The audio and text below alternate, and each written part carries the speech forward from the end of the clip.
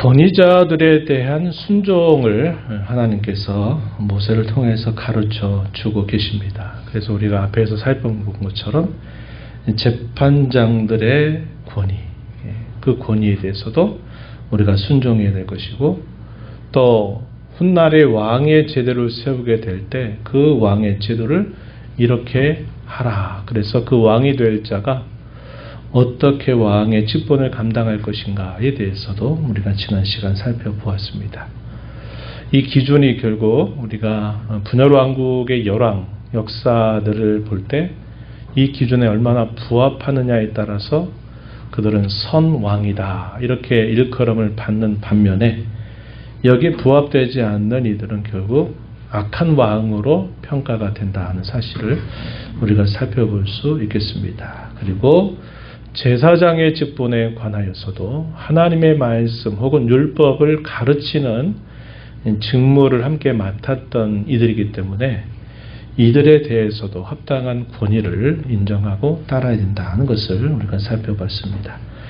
우리가 지난 시간에 선지자에 관한 말씀도 역시 권위자들로서 여기고 또 그들에 대하여 순종하는 것이 마찬가지다 하는 것이 마땅하다 하는 사실을 우리가 일부 살펴봤습니다. 9절부터 14절에 이른 내용에서 이방 행위에 대해서는 결단코 본받아서는 안 된다. 이방의 거짓 선지자들, 예를 들어 점쟁이나 길룡을 말하는 자나 요술하는 자나 무당이나 진언자, 신접자, 박수, 초혼자들, 이런 자들을 결코 용납해서는 안 된다. 이렇게 엄숙하게 경고를 했던 말씀을 우리가 살펴보았습니다. 이러한 일들이 역시 우리가 후대 역사 속에서 이런 일들이 간간히 등장했다는 사실을 우리가 알게 되죠. 이스라엘 초대 왕이었던 사울이 그가 하나님의 명령을 몇 차례나 거절하면서 그가 버림받게 되니까 그가 누구에게 물을 사람이 없다 생겨가지고 누구를 찾아가냐면 엔돌의 신접한 여인을 찾아가서 자기의 또 운명을 묻는 어리석은 일을 행했던 일이 있었습니다. 그렇죠? 이러한 일들이 있어서는 안 될 것이다 라는 말을 이미 모세를 통해서 백성들에게 하나님이 알려주셨다고 하는 사실입니다. 이제 오늘 우리가 있는 15절부터 마지막 절에 이런 내용에서는 선지자에 대한 좀 더 적극적인 교훈들을 줍니다. 그래서 우리가 살펴온 것처럼 왕이라든지 제사장이나 이런 선지자적인 직분을 우리가 살필 때 그 직분은 마치 부모처럼 순종해야 될 직분이다. 하나님이 그러한 권위를 그들에게 입혀주셨다는 사실을 우리가 알게 됩니다. 권위를 맡은 자들은 그 권위를 맡는 일에 대한 합당한 책임을 각자가 질 것입니다. 그래서 하나님이 자신들에게 권위를 주셨음에도 불구하고 그 권위를 악용하거나 남용하거나 오용을 하게 되는 경우에는 반드시 그에 대한 책임을 지게 되어 있고, 백성들이 하나님이 세우신 그 권위자들 앞에 순종하지 않을 때는 역시 순종하지 않는 사람들 각자가 하나님 앞에 책임을 져야만 되는 그런 자리에 있다는 것을 우리가 살펴보게 됩니다. 그래서 오늘 우리가 있는 15절에서 마지막 절에 이런 내용에서는 모세와 같은 한 선지자를 하나님이 세우실 것이다 라는 말씀을 주셨는데, 이러한 말씀이 주어지게 된 배경이 무엇이고 이 말씀이 결국 무엇을 뜻하고 있는가 하는 것들을 우리가 함께 살펴보도록 하겠습니다. 그래서 신약시대를 살고 있는 오늘 저와 여러분이 이 말씀을 어떻게 적용해서 이 말씀을 붙들고 살 것인가 하는 것을 오늘 함께 살펴보도록 합니다. 먼저 15절 말씀에 보면은 모세가 이스라엘 백성들에게 하는 말씀입니다. 너희 중에 내 형제 중에서 나와 같은 선지자 하나를 너를 위하여 일으키실 것이다. 너희는 그의 말을 들을 것이다. 나와 같은 선지자 하나, 이렇게 표현했습니다. 나는 누굴까요? 모세가 이스라엘 자손들에게 하니까 모세 자신을 말하는 거죠. 나와 같은 선지자 하나, 모세와 같은 선지자 하나를 너를 위해서 일으키실 것이다. 너는 그의 말을 들을 것이다. 이렇게 말을 했습니다.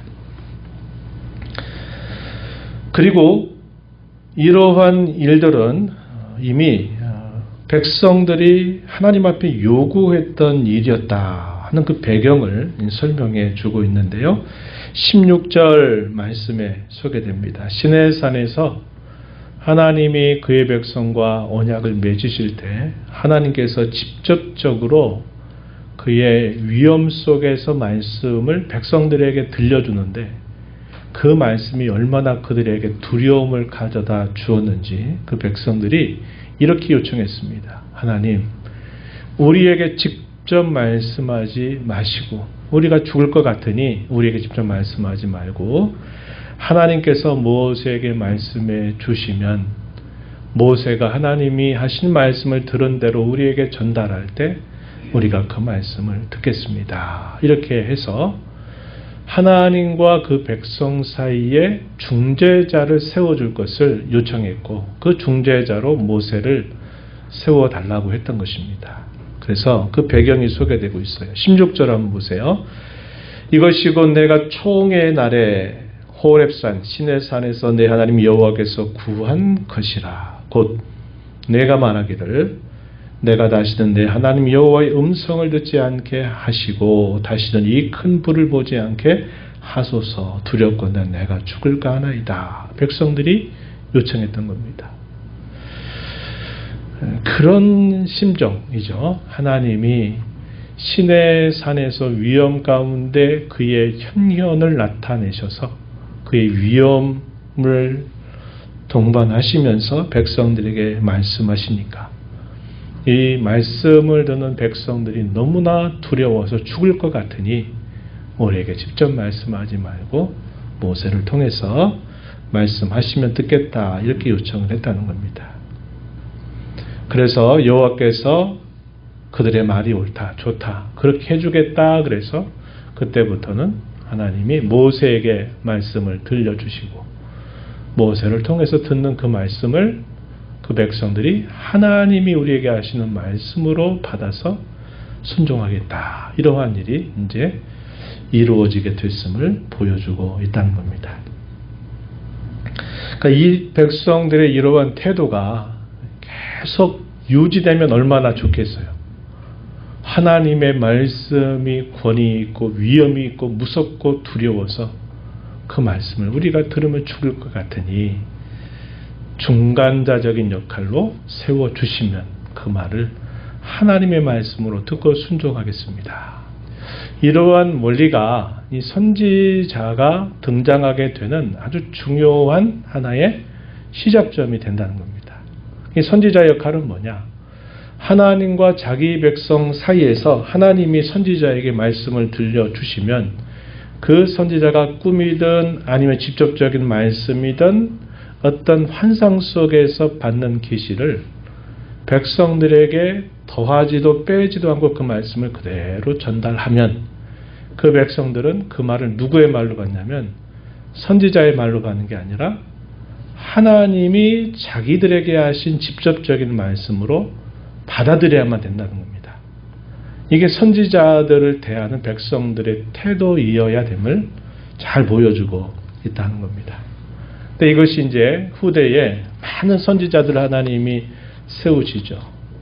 참 선지자를 세워도 백성들이 그 말을 멸시하는 일이 생겨나고 또 선지자라고 하지만 참 선지자가 아니라 거짓된 선지자들이 수없이 많이 일어나서 사람들이 듣기 좋아하는 말, 아첨하는 말 이런 말들을 해주면 그들의 말을 듣고 참 선지자의 말을 듣지 않는 일이 생겨나게 된 겁니다. 그래서 이스라엘 역사 속에서 이 부패가 결국은 하나님이 이렇게 세우신 제도, 물론 이 제도를 백성들이 요구하게 되면서 결국 세워지게 된 이런 제도를 스스로 그 제도를 멸시하고 무시하게 되면서 범죄 행위가 일어나고 그로 인해서 많은 징계를 받게 되었던 것을 우리가 알 수 있다는 겁니다. 그리고 나서 이제 주어지는 말씀을 우리가 보면은 하나님께서 모세에게 하셨던 말씀이 이제 이어서 소개됩니다. 18절 말씀인데요. 내가 그들의 형제 중에서 하나님이 모세에게 하신 말입니다. 너와 같은 선지자. 여기서 너가 누굴까요? 모세겠죠.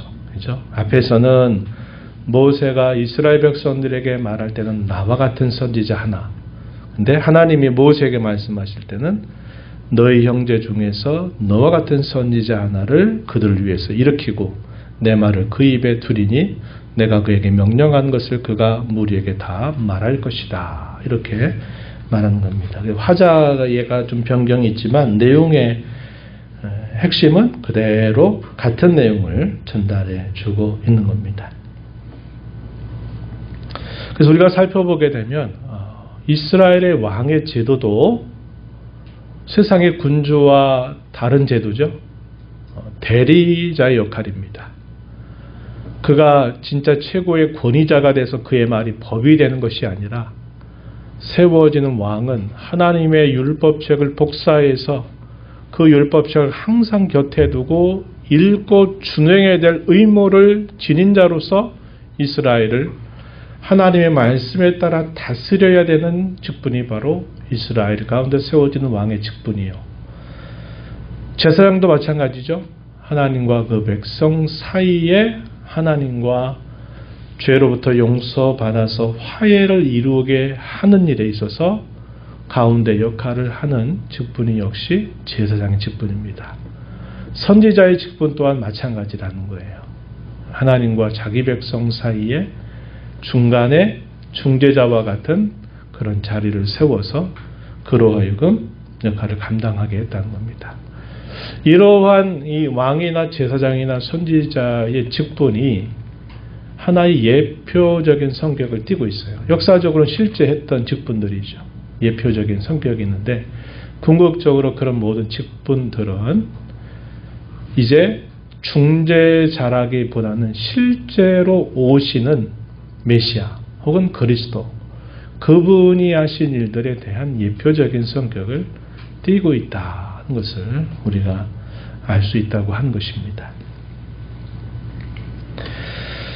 이제 본문으로 다시 돌아가셔서 보면은 이들에게 주어진 권위가 무엇일까 하나님이 덧붙여 말씀을 더해 주셨습니다. 우리가 읽은 말씀 19절 말씀을 한번 보세요. 누구든지 내 이름으로 전하는 내 말을 듣지 아니하는 자는 내게 벌을 받을 것이다. 내 이름으로 전하는 자가 누굴까요? 선지자죠. 선지자.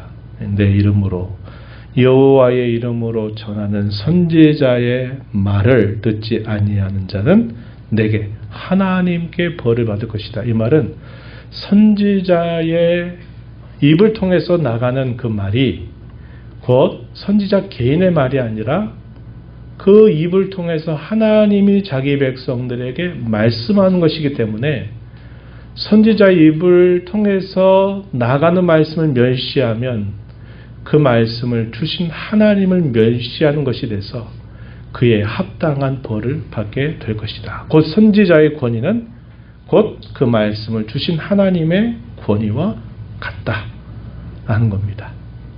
우리가 이제 이런 걸 어떻게 생각하냐면 대사관 이 대사들이 각 나라마다 다른 여러 나라에서 파송을 받은 이 대사들이 있어요.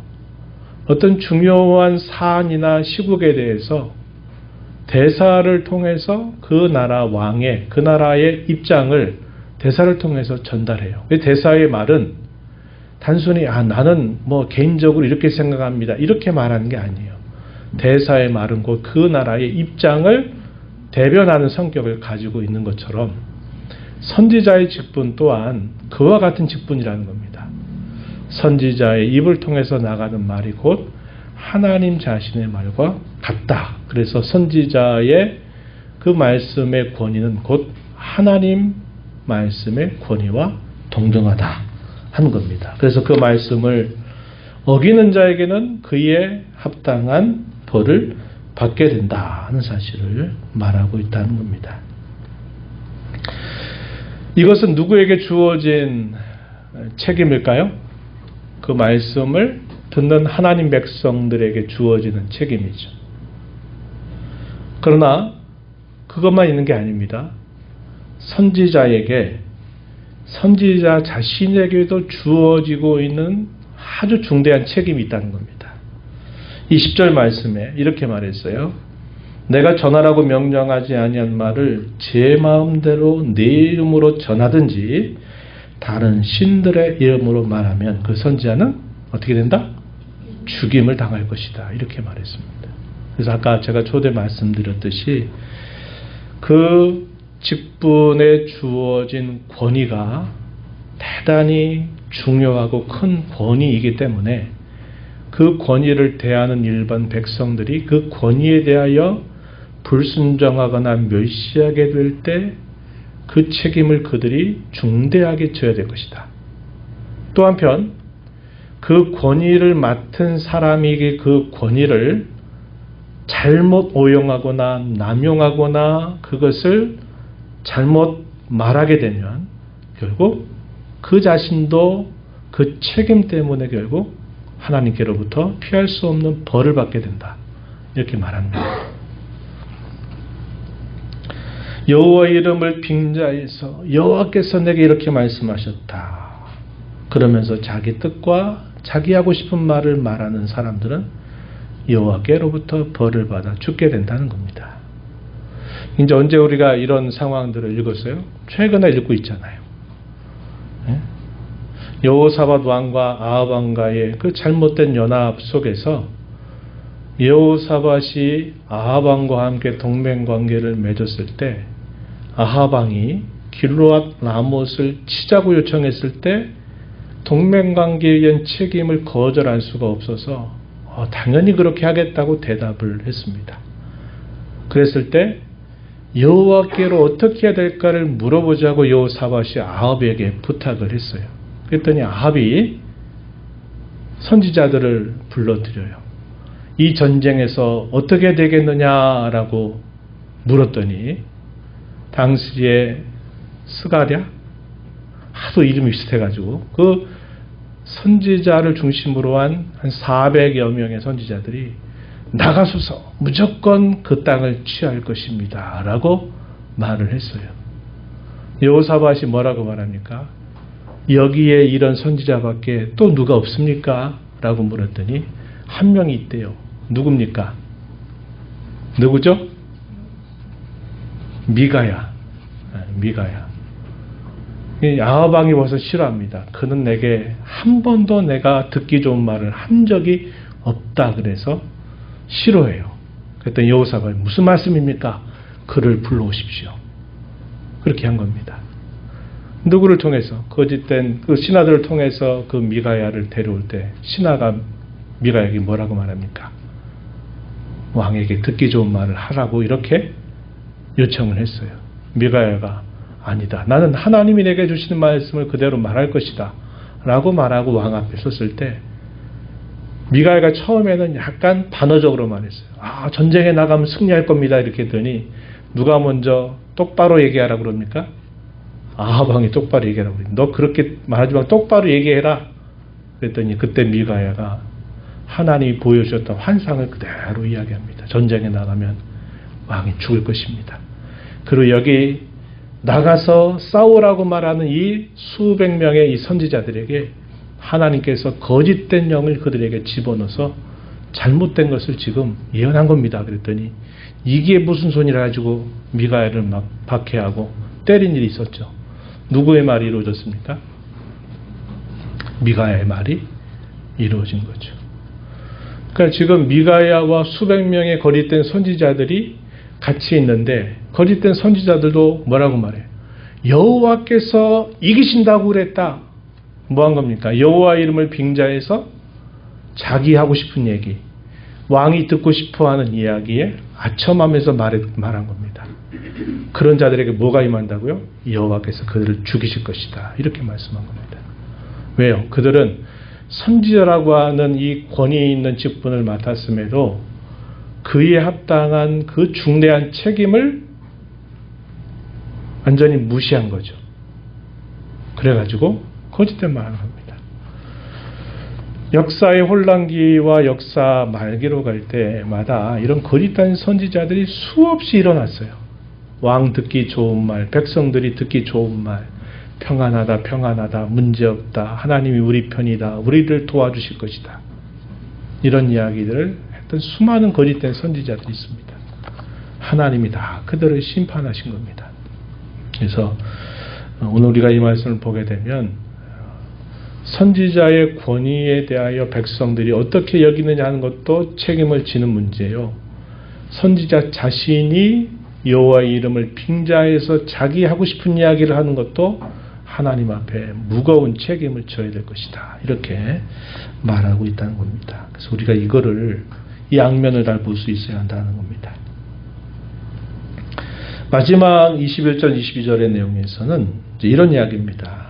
과연 무엇이 하나님의 말씀이냐 하는 것들을 어떻게 증명할 것인가 할 때 증언과 성취함이 있어야 할 것이다 라고 말합니다. 21절 말씀을 보시면 내가 마음속으로 이르기를 그 말이 여호와께서 이르신 말씀인지 우리가 어떻게 알리요 하리라. 만일 선지자가 있어 여호와의 이름으로 말한 일에 증언도 없고 성취함도 없으면 이는 여호와께서 말씀하신 것이 아니요 그 선지자가 제 마음대로 한 말이니 너는 그를 두려워하지 말지니라. 이렇게 말합니다. 이게 참 선지자의 말인지 그렇지 않은 말인지를 어떻게 하느냐 했을 때는 증언과 성취함이 있느냐 없느냐를 보고 그것을 판단할 것이다 하는 것을 가르쳐주고 있다는 것입니다. 이것은 예언을 하고 난 이후에 그 예언이 어떻게 되는가를 살펴보아서 그 예언이 진짜였나 가짜였나를 판별하도록 하신 하나의 기준으로 주신 말씀이죠. 그런데 문제는 그럼 그 당시에 그 말씀이 주어질 때는 어떻게 해야 될까요? 하는 이제 궁금증이 우리에게 생길 수 있겠습니다. 우리가 이 말씀을 보면서 이런 선지자의 직분 또 이 선지자들을 대하는 백성들의 태도, 선지자로 부름받은 자가 받은 말씀에 대하여 어떻게 하느냐 하는 것이 우리가 지금까지 살펴보았던 내용들이 되겠습니다. 이걸 통해서 신약시대를 살고 있는 우리가 이 말씀을 어떻게 적용해야 될까 몇 가지 좀 생각을 해보면서 마무리하고자 합니다. 첫 번째는 이 선지자직이 계속 계승되게 하셨다는 겁니다. 그래서 당시에 이스라엘과 하나님 백성 사이의 모세가 이런 선지자의 중요한 역할을 감당하죠. 또 율법을 이 모세를 통해서 하나님이 주시게 되죠. 그래서 모세 그리고 너와 같은 선지자를 또 세우겠다 이렇게 또 말씀하셨죠. 하나님이.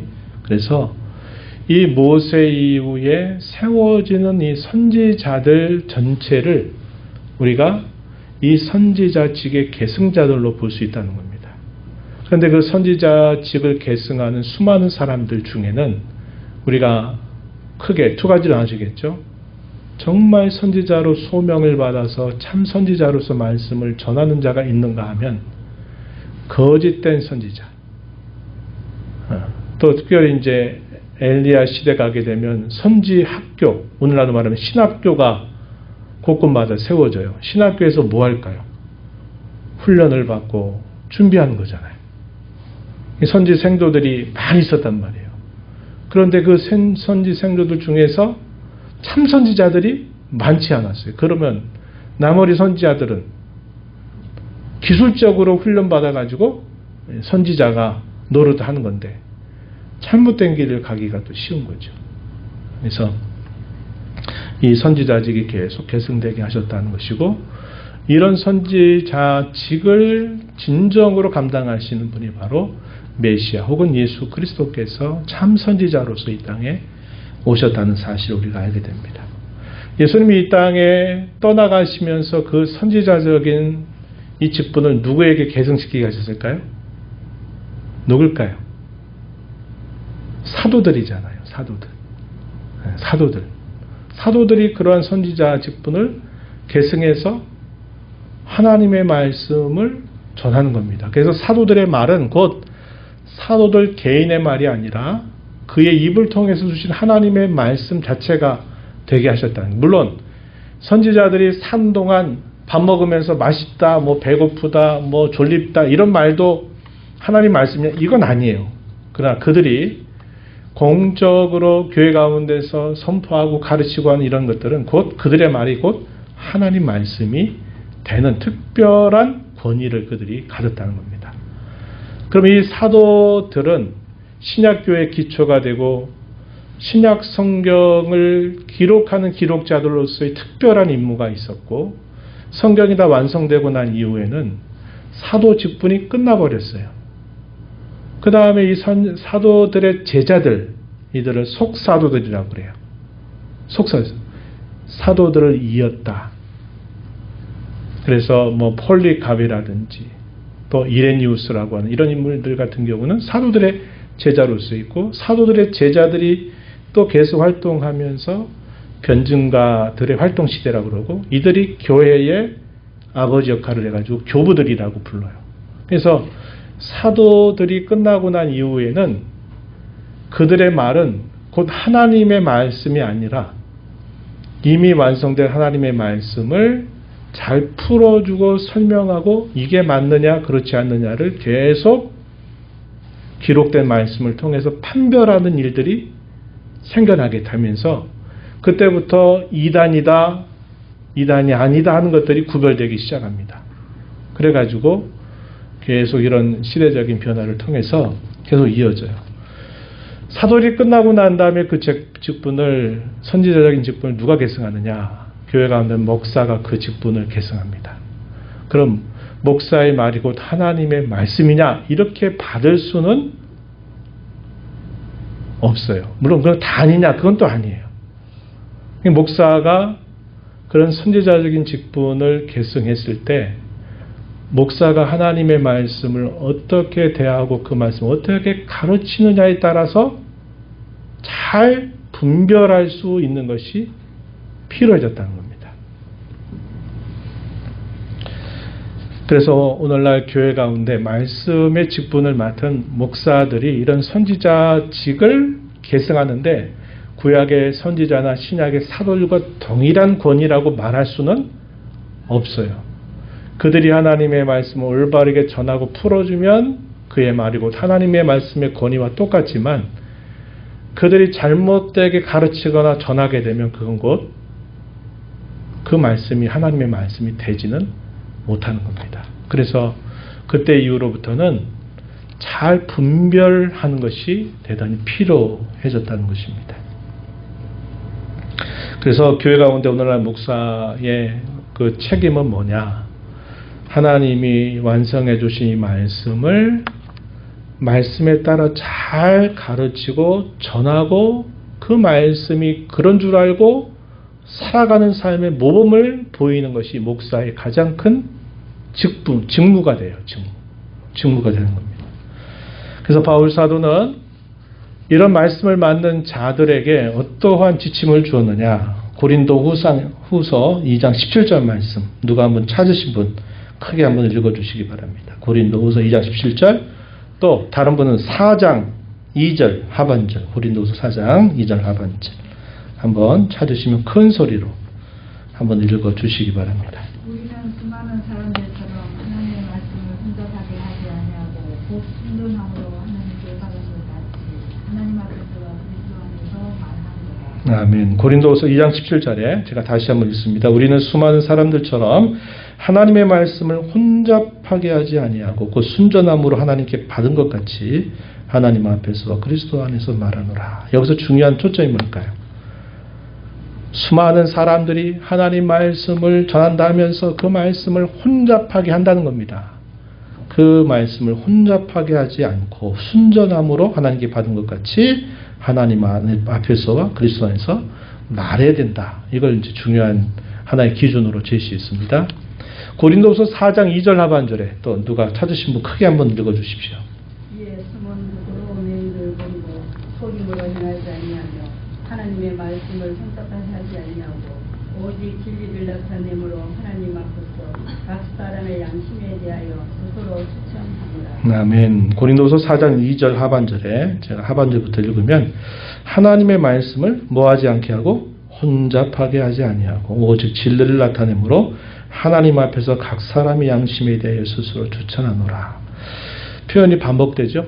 하나님의 말씀을 혼잡하게 해서 안 된다. 그 말씀을 순전함으로 그 말씀을 하나님께 받은 것 같이 말해야 된다. 이게 이제 중요한 이 말씀의 직분을 맡은 자의 가장 중요한 책임입니다.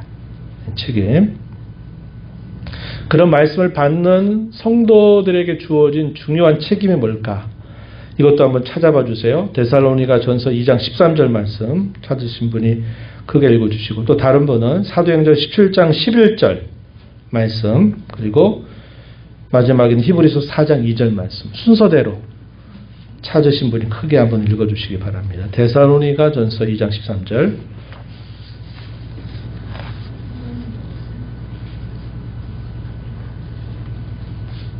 데살로니가 전서 2장 13절. 그러므로 우리가 하나님께 끊임없이 감사하는 너희가 우리에게 주시는 하나님의 말씀을 받을 때에 사람의 말로 받지 아니하고 하나님의 말씀으로 받으니 진실로 그러하도다. 이 말씀이 또한 너희 믿는 자 가운데에서 역사하니.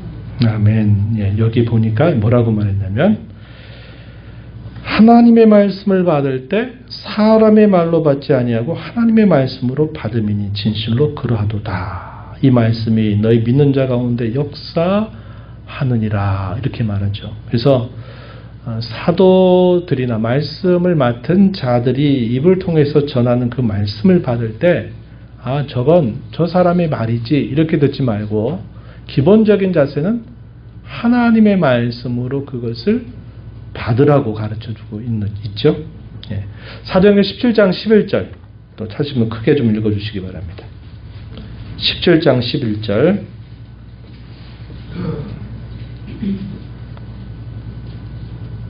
교회에 있는 사람들은 네. 사업가에 있는 사람들보다 더 너그러워서 간절한 마음으로 말씀을 갖고 이것이 그러한가 하여 날마다 성경을 탐구함으로. 아멘. 예.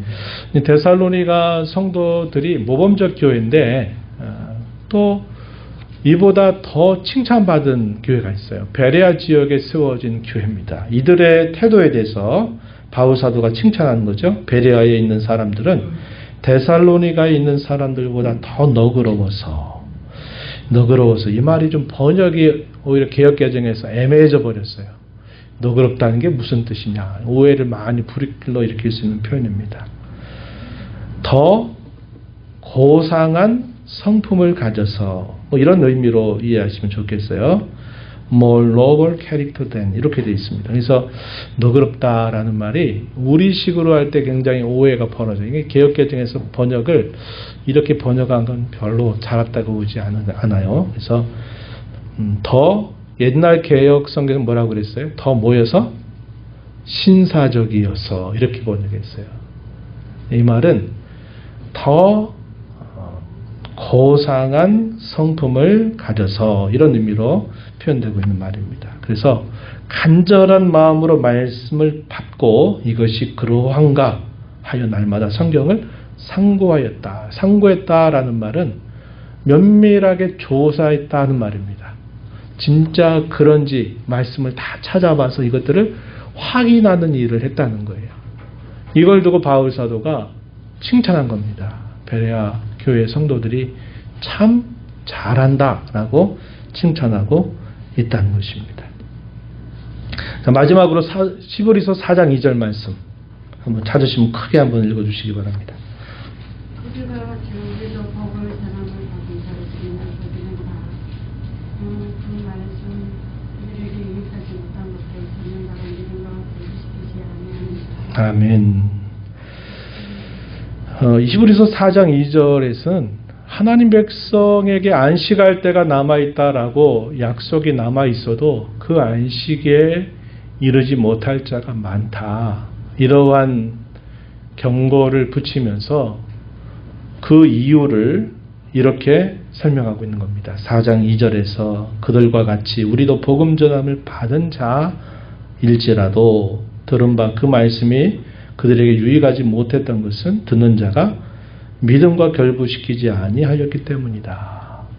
여기서 이 믿음이라는 의미를 좀 더 구체적으로 말하면 순종을 동반하는 믿음을 말하는 것입니다.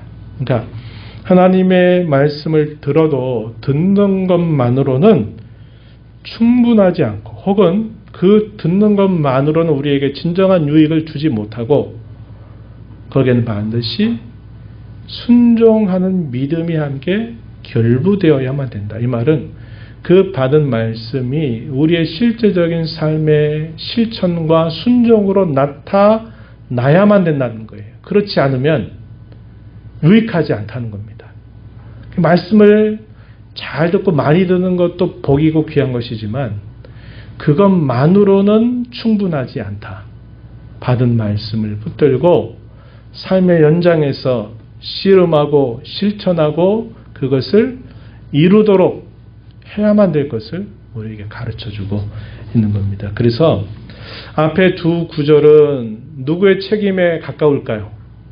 말씀의 직분을 맡은 목사들 혹은 교사들 혹은 구역장들 하나님 말씀을 맡아서 가르치는 자들에게 있어서는 철저하게 말씀에다가 이것저것을 막 섞어가지고 엉뚱한 것을 가르치지 말라는 거예요. 그 말씀을 순전하게 잘 가르치도록 힘을 기울이는 것이 이 말씀을 맡은 자들에게 중요한 임무가 되고 말씀을 받는 이들의 입장에서는 어떻게 하라고 그럽니까? 그 말씀을 1차적으로는 사람의 말로 받지 말고 하나님의 말씀으로 받아라. 베레아 교회 성도들처럼 그 말씀이 하나님의 말씀으로 받아서 정말 그러한지를 계속 살펴보라는 거예요. 간절한 마음으로 받아서 말씀을 상고하라는 거예요. 그리고 이브리서 4장 2절은 뭐라고 말합니까? 그 말씀에 우리의 믿음의 순종을 동반해서 그 말씀이 순종과 실천으로 나타나도록 해야 될 중요한 의무가 말씀을 받고 배우는 성도들에게 주어져 있다는 걸 말합니다. 그래서 이러한 두 가지 책임을 우리가 잘 감당할 수 있어야 된다. 오늘 본문에서 선지자 직분의 중요성, 또 그 선지자를 대하는 백성들의 태도, 이게 다 중요한 것처럼 오늘날 주님의 몸된 교회에 하나님의 말씀을 맡은 자가 가져야 될 중요한 책임, 그 말씀을 받는 성도들이 가져야만 될 중요한 책임이 분명하다는 겁니다. 그렇게 될 때 교회가 하나님 말씀으로 든든히 서가게 된다는 것을 우리가 알게 되는 겁니다. 이제 마지막 하나만 더 얘기하고 마무리하겠습니다. 그래서 우리가 오늘 살고 있는 시대에는요, 하나님의 말씀을 잘 분별하는 훈련이 대단히 중요하고 필요합니다. 필요해요. 이미 성경은 완성이 돼서 모든 계시는 종결이 됐어요.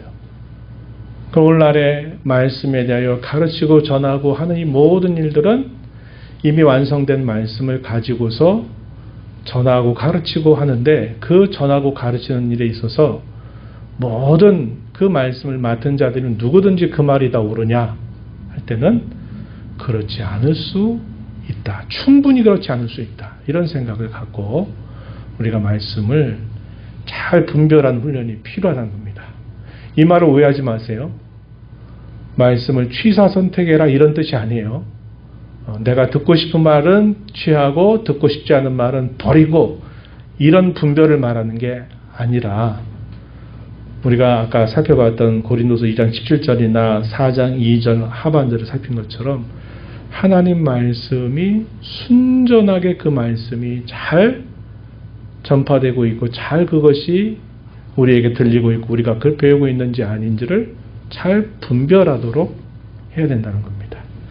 그럴 때 제가 몇 가지 하나의 원칙 같은 이야기를 여러분들에게 건네드릴게요. 첫 번째는 이런 질문을 던져보세요. 성경의 대의가 잘 지켜지고 있느냐? 성경의 대의. 그러니까 성경을 통해서 하나님 우리에게 주신 그 성경의 중요한 이런 내용들이 가르침이나 말씀 속에 이것이 잘 지켜지고 있는가를 생각할 수 있어야 돼요. 이 말도 조금 모호하죠. 쉽게 얘기하면 여러분들이 이렇게 생각하면 좋을 겁니다. 구체적으로 얘기하면 주일오후 시간에 배우는 여러 성경의 체계에 대한 여러 교리들을 여러분들이 잘 이 체계를 잡아서 하나님 말씀을 대할 때 그런 체계에 잘 부합이 되느냐 부합이 되지 않느냐를 잘 분별하라는 거예요. 오늘날 수많은 말씀의 홍수시대를 우리가 살고 있고 수많은 목회자들이 사람들을 끌어당기고 있어요. 그리고 많은 소위 인기 있는 그런 설교자들이 있습니다. 그럴 때 저분은 유명하고 저분은 많은 사람들이 저분을 따르기 때문에 무조건 옳다 이렇게 생각하면 안 돼요. 그렇다 다 틀렸다 이렇게 여러분들이 단정해서도 안 돼요. 중요한 것은 이런 성경의 중요한 대의가 그 설교와 가르침과 말씀 속에 잘 지켜지고 있는지 아닌지를 가려내야 된다는 겁니다. 아무리 사람이 많이 따라도 그 성경의 대의를 벗어나면 잘못된 것이에요.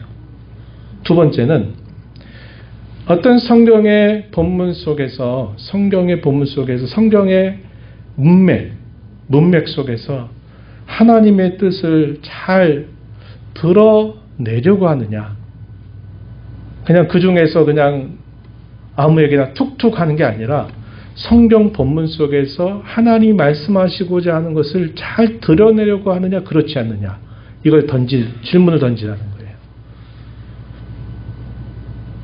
성경 읽고 성경 본문하고 상관없는 딴소리 한다.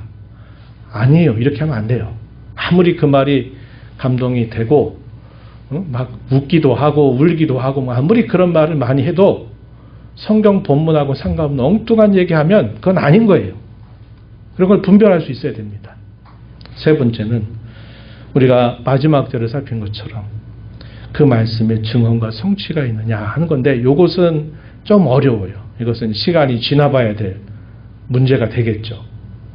이거는 이제 좀 지나고 난 다음에 판단해야 될 문제가 될 수 있지만 첫 번째와 두 번째는 여러분들이 던져야 될 질문입니다.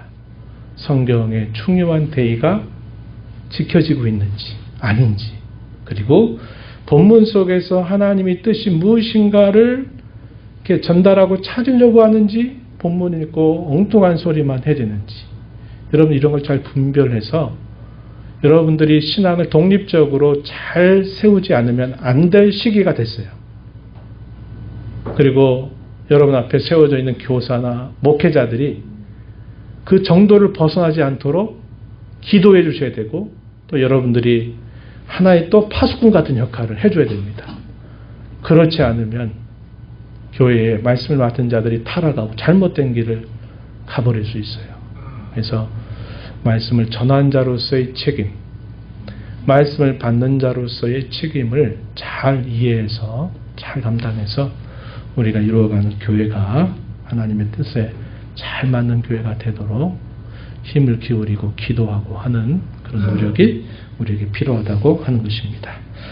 하나님 아버지, 오늘 저에게 주신 시간을 통해서 이 선지자직에 대한 말씀을 함께 살펴보았습니다. 선지자도 마치 부모로처럼 하나님이 세우신 권위자이기 때문에 그 권위에 대하여 하나님이 세우신 권위로 인정하고 그를 통해서 전해지는 말씀을 하나님의 말씀으로 받는 그러한 자세가 중요함을 배우고, 또 선지자로 이런 권위를 맡겨주신 자들에게 있어서는 여호와의 이름을 빙자해서 자기 생각, 자기 뜻, 자기 하고 싶은 말을 하는 것이 아니라 하나님이 주신 말씀을 더하거나 뺀 것 없이 그 말씀을 순전하게 전하는 그런 중요한 책임이 있음을 살펴보았습니다.